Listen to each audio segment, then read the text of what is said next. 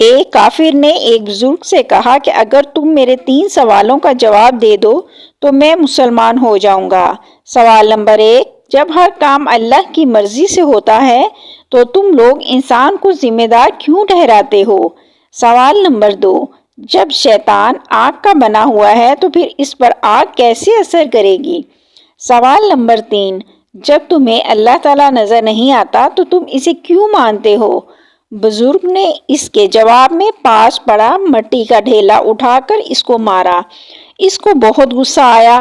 اس نے قاضی کی عدالت میں بزرگ کے خلاف مقدمہ دائر کر دیا۔ قاضی نے بزرگ کو بلایا اور ان سے پوچھا کہ تم نے کافر کے سوالوں میں اسے مٹی کا ڈھیلا کیوں مارا؟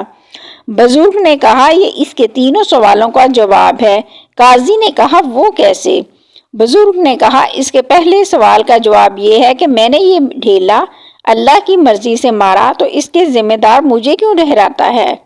اس کے دوسرے سوال کا جواب یہ ہے کہ انسان تو مٹی کا بنا ہوا ہے، پھر اس پر مٹی کے ڈھیلے نے کیسے اثر کیا؟